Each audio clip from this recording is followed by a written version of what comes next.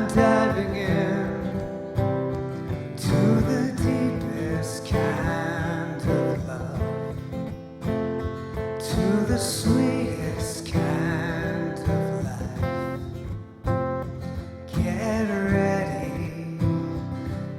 ready, my soul. Everything I've ever done. Sing with us. Everything I've ever seen. Everything I've lost or won. Everything I've ever dreamed has brought me here to the present moment here, to a new beginning here. And I'm seeing life so clearly now. Get ready, my soul.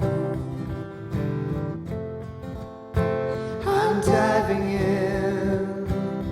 Get ready, my soul. I'm diving in to the deepest kind of love, to the sweetest kind of life. Get ready, my soul. Here I go, deeper, deeper, deeper than I've ever been before. Here I go, closer, closer, closer to my sacred source. Here I go, deeper, deeper, deeper than I've ever been before. Here I go, closer, closer, closer to my sacred source. Get ready, my soul. I'm diving in. Get ready, my soul. I'm diving in to the deepest kind of life, to the sweetest kind of life. Get ready, my soul. Get ready, my soul.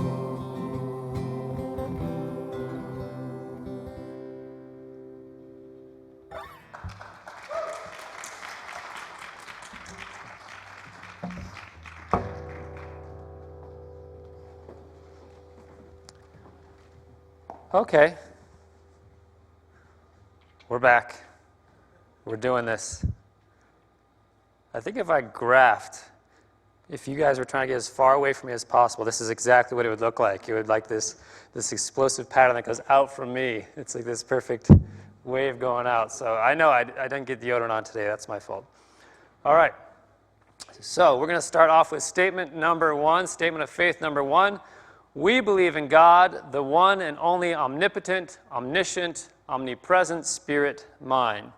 So this is the very first of the 32 statements of faith that our co-founders Charles and Myrtle Fillmore put onto paper around 1920. A declaration of what Unity believed, and this one specifically as it relates to God, the divine. And one could start to read this and have the initial reaction that it is sort of exclusive or closed-minded. because it claims, just as many more and many other Christian religions do, that our God is the only one and true God. After all, it does actually say the one and only, so you would naturally sort of head in that direction. And it says that God is omnipotent, which means all-powerful, omniscient, which means all-knowing, omnipresent, which means present everywhere. And if we stopped right there, then we might see very little difference between the sort of the fundamental Christian idea of God and Unity's concept of God. But really the last two words that Charles and Myrtle Fillmore shared with us in that early statement of faith, number 1, give us the key into how this is different. We believe in God, the one and only omnipotent, omniscient, omnipresent Spirit, mind. These two words shift the singularity of God as something that has the ability to be all-powerful, all-knowing, and present everywhere. They shift it away from a single thing towards the consciousness of or the intelligence behind all things. And as we Unity leaders look at this verbiage today, we recognize that there is wording that could better clarify what they were trying to get to. The wording they chose wasn't the best they could have at that time. We feel that looking back on it, reading the other things that they wrote, there is better wording we could have had to be a little more clear. Because the words omnipotent, omniscient, and omnipresent really refer to a thing, a singular thing that has these qualities, such as the stereotype of God as this powerful, angry being looking down on us from the clouds. But really the God that the Fillmores experienced was much bigger and more evolved than just that, as they begin to clarify further when they get to statement of faith number 7. We believe that God is Spirit, as Jesus taught, and that all of His Spirit is with us at all times, supplying every need. They quote Jesus as saying, God is Spirit. So let's have a look at where that comes from. This is from John 4:24. God is Spirit, and those who worship Him must worship in spirit and truth. If I do one thing well as a minister, I believe it is that I get into the minutia of words and meanings. I do that well. It's not really that useful for you all, but I do that really well. Now, I find it valuable because most of the misinformation, the distortion, and the misunderstanding around spirituality and religion comes from misunderstanding and overlooking or distorting these words and their meanings. So let's pay close attention to the words being used here. God is Spirit. It does not say that God is a spirit. It says God is Spirit, which takes us, as the Fillmores did also, from a singular entity to the essence of all entities and all things. So going back to what I said before, that we Unity leaders today recognize that there could have been better wording that they could have used than omnipotent, omniscient, and omnipresent, because those words refer to a singular thing with attributes, and that is not the God the Fillmores or the God of the Bible actually was, because we're talking about God as Spirit, moving in and through all things as all things, which is something different than God as an entity that has power over all things, knows all things, and can be in all places at all times. Which, if you think about those descriptions, actually sounds a bit more like Santa Claus. An entity that is all-powerful, to be able to get around the world, do all these magical things all at once. But we are talking about God is and as all, as opposed to God in relation to all. Are you starting to see the difference? God is and as all, as opposed to God in relation to all. So the words we feel better reflect that state of being are actually omnipotence, omniscience, and omnipresence. Omnipotence is the quality or state of being omnipotent. Omniscience, the quality or state of being omniscient. Omnipresence, the quality or state of being omnipresent. So what does that really mean? Omnipotence. God is not all-powerful. God is all-power. God is not all-knowing, as in omniscience would say. God is all wisdom and knowledge, right? Not an entity that knows all, but the essence of all knowledge. Omnipresence, God is not everywhere presence. God is the presence in all things, as all things. This is a crucial but also a very difficult shift for us to make, because it's not the type of language we normally use. It's not the way we experience our world. Because pretty much everything that we know and experience as we go throughout our day-to-day activities is a singular thing or a group of singular things. You are a person, this is a group of people, right?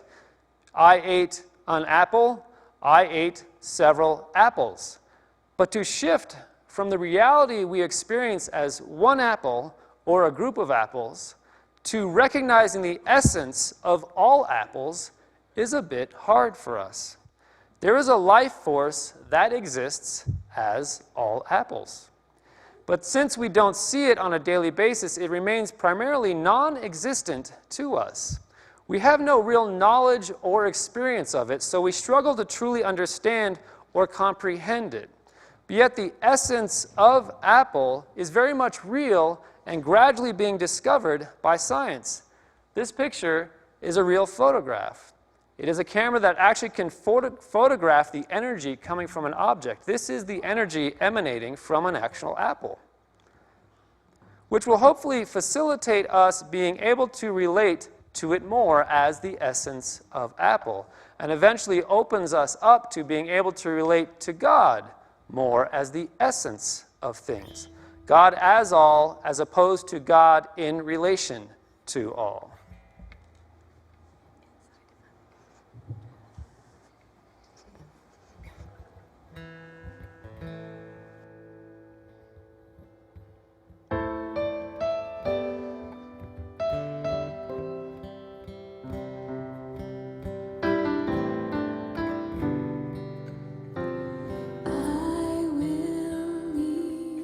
This world as it is, go inside to find my God.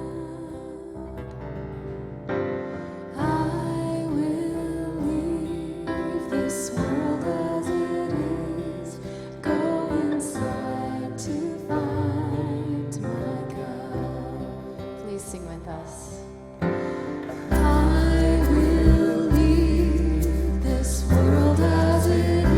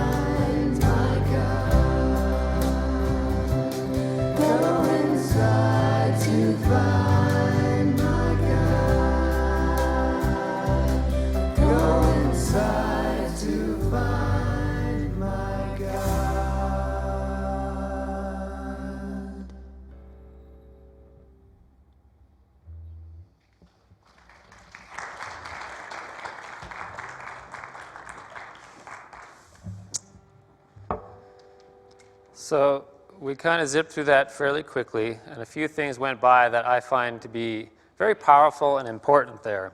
So I don't want to let them go unnoticed. So let's get back to it. Statement of faith number 7 says, we believe that God is Spirit, as Jesus taught, and that all of His Spirit is with us at all times, supplying every need. Naturally, if God is omnipresence, then we would have to deduce that this God would have to be with us at all times. It is the very essence of all things everywhere at all times. So for one simple reason, it has to be with us at all times.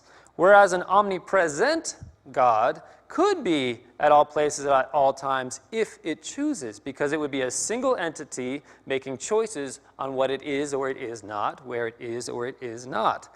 But the essence of all things doesn't make that choice. It just exists as everywhere in all things at all times. So if God is this omnipresence, it has to be in all places at all times, because that is the very nature of its being. So in the truth that unity is sharing, you truly are never alone, because the very blueprint of the divine makes it impossible for that to happen. But let's get on to the part of number 7 that really either excites people or bothers them, which is the last part, which says, supplying every need. So then people say, you mean God will give me everything I need? That is the part that is exciting to some people.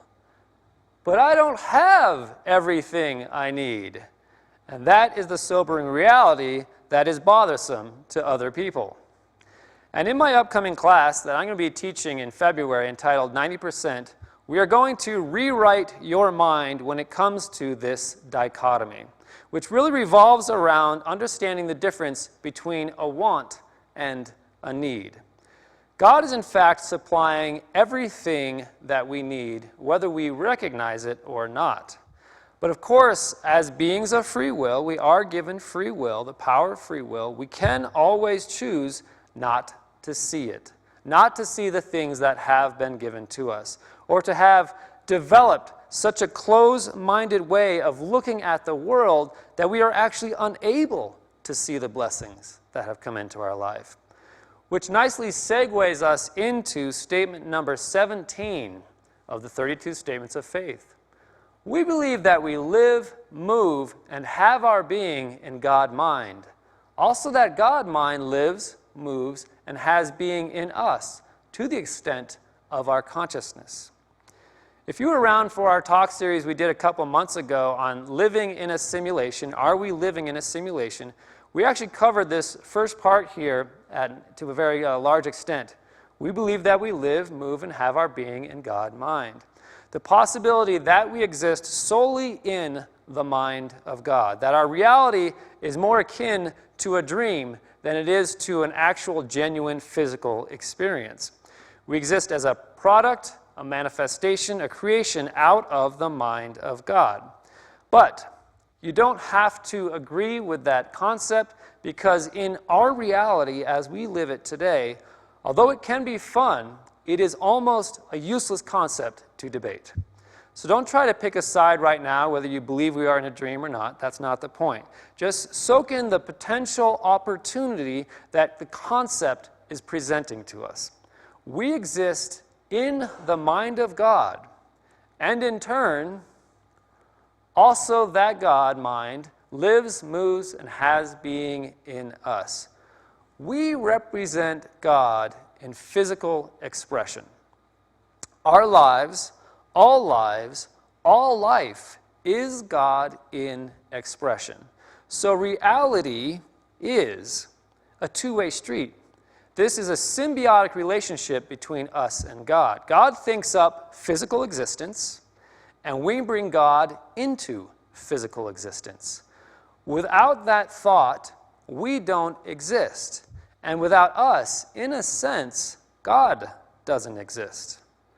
If there is nothing to recognize and know God, then is there really a thing called God? Which really is a similar question to this. If a tree falls in the forest and there is no one there to hear it, does it make a sound? Which reminds me of an image that a minister I know uses to demonstrate our connection to the earth. He lives in a small van with his wife and travels the United States and the world just simply preaching and teaching about our connection to the earth, to more closed-minded religions that aren't open to it. And he's found a way to reach them, which is an amazing ministry that he does. But he does this. He puts up this image. And he says, he asks the audience, what is this? And of course, people give some of these obvious answers, such as this is the first person in space, or this is just an astronaut floating over Earth. And he corrects them and says, actually, this is the first time that the Earth was able to gaze upon its own beauty. He would then explain that we evolved from the Earth, and therefore we are the Earth. And our evolution as the Earth finally reached a point where we, as the Earth, actually could get into space so that we could gaze upon our own magnificence and beauty. This is the Earth staring at the beauty of the Earth. As we are God, so this is with God. We are God in manifestation. We are able to reflect back upon ourselves as expressions of God, to see the beauty of God, the beauty of which we are, the beauty of our source. But even though this is the truth and reality of our life and being, it does not mean it is the reality of our present experience. Because as I discovered over years of working with people on the spiritual path and spiritual principles, I came to the conclusion people don't always get the results they're seeking, even if they're sort of trying to apply these principles.